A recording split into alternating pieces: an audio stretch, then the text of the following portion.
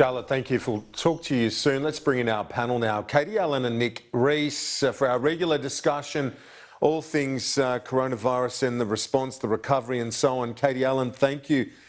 First to you, what do you want to see from Premier Andrews in terms of the roadmap out when he details that on Sunday? Well, thanks very much, Kieran. I think what we need to hear is both a roadmap with regards to surety for business, but also for people's personal restrictions being lifted. But what are the things that are going to help us understand when and how things are lifted? And of course, our economy is incredibly important, but also our personal restriction on freedom. So I'd like to see, for instance, some understanding of what aspects of the restrictions have worked or haven't worked, and also what continues to drive the ongoing community transmission. I'd like to hear that every case, every day is being tracked, and that we do have a sense of control here in Victoria. Well, not here in Victoria because I'm in Canberra, but down in Victoria. Yeah, indeed. Nick Rees, you see today with the GDP number, if we ever needed a reminder just how much of an impact it's having on our economy. And those numbers today don't even factor in the stage 4 lockdown in Victoria, Nick.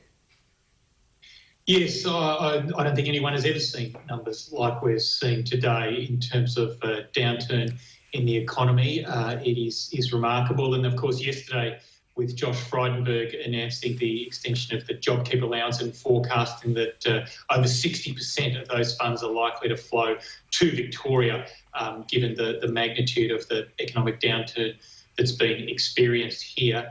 Can I just pick up on the roadmap and where that's likely to go? I think for most Victorians, the thing they're going to be looking for most keenly is when can people visit other people's homes. The grandparents of Victoria will be desperate to see their grandchildren. Of course, family and friends keen to get together. Again, obviously, I would suspect in small numbers to begin with.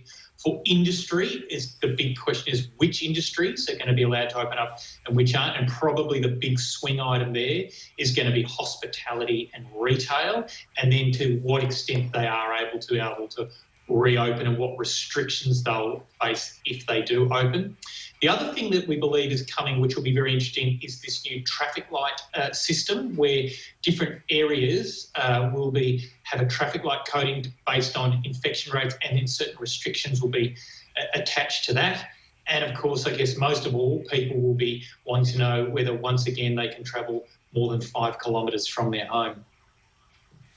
Katie Allen, what's your reaction to the former Prime Minister Tony Abbott's speech where he said that more politicians should be thinking like health economists that are trained to pose uncomfortable questions about the level of deaths that we might have to live with? What's your sense of that argument? Do you think it's going to resonate with more and more people, particularly in Melbourne, given the lockdowns? Look, I haven't read the former Prime Minister's speech, but I will say that there's a broad range of opinions right across our community. That is true for every democracy. And I think from the very start, this government, the federal government, the Morrison government, has been very clear that this is a dual health and economic crisis, and it is always a balance between how many risks you can take from a health point of view versus the impact, the severe impact that you may have on the economy. And of course, we can't promise no deaths because unfortunately that isn't the way this pandemic works. What we can do is try to minimise them as much as possible because every death is a tragedy. But in order to be able to have 0 deaths, of course, you're going to have to completely cotton wool every single person and the complete economy. So if you pull back from 0 deaths, you're going to obviously have to have a bit of a balance. And I do think it's very important that when we first went into this crisis, we really did navigate as a country, I think, a very reasonable and balanced path that was really not too hot, not too cold, just right. And other than the unfortunate breakdown in community transmission that's occurred in Victoria because of quarantining breakdown and then because of poor tracking and tracing, the rest of the states and territories have done extremely well with this not too hot, not too cold pathway down the middle. And I think the rest of the world does look to Australia and say, you've done pretty well. You've got, minimal amounts of deaths. Unfortunately, every death is not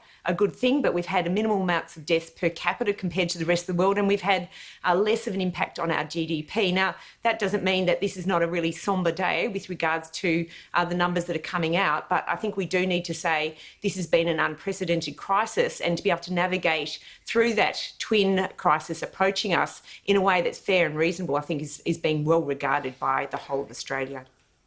Nick Rees, the former Prime Minister's copped a fair bit of flack for various points that he's made, but among the points that he made in the speech was, I put it to Matthias Cormann earlier, after 6 months it's surely time to relax the rules so that individuals can take more personal responsibility and make more of their own decisions about the risks they're prepared to run. As I say, he's copped a fair bit of flack, but I think some of the arguments that he's put will resonate with many Australians, particularly those under the subject of the lockdown right now. Yeah, Kieran, I might surprise you here and go into bat for Tony Abbott on this one. I mean, look, there's a tendency in this debate, isn't there, for people who are suggesting opening things up that we want to go all the way to the Sweden-type model. And anyone who's suggesting tougher measures, we want to go all the other way to a New Zealand-type model. The truth is we need a balanced approach. And look, to the extent that Tony Abbott was making the argument that we understand this disease better now than we did 6 months ago. Our health system is proving a lot more effective at being able to prevent deaths and provide treatment for people.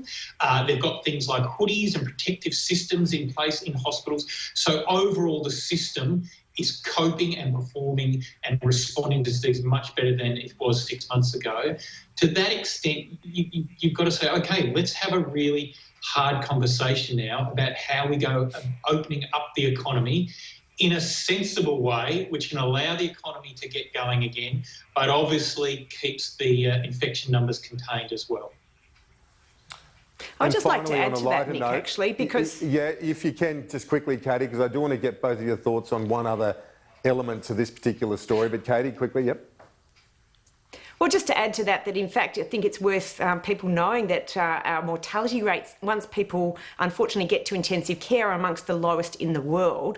So the most recent data suggests that 60% overseas, only 15% here in Australia. So we're doing a really good job, if people are really seriously unwell, of keeping them well and healthy.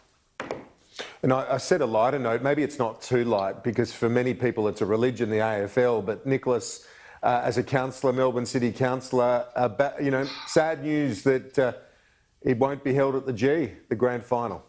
Oh, mate, it's gut-wrenching stuff, Kieran, I've got to tell you.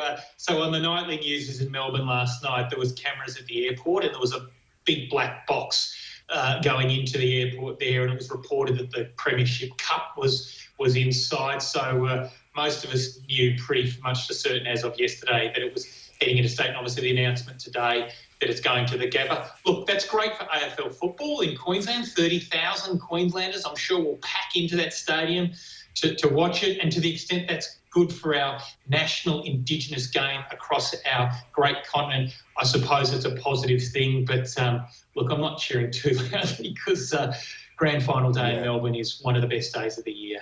Well, absolutely. It's like it's a ritual. Katie Allen, the other good thing about the AFL and NRL and the other sports, it's provided some respite for the sports fans, the mad sport-loving fans of Melbourne as well, and Victoria.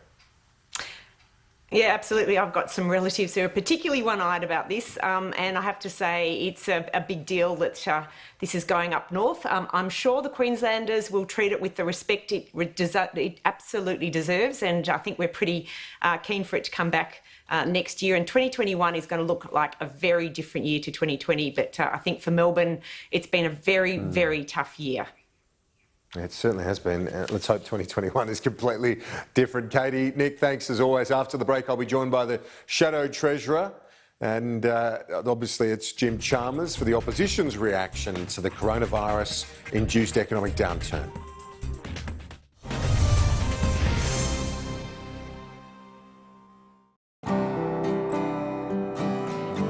This program is brought to you by New South Wales Mining, helping to keep communities safe and the economy moving.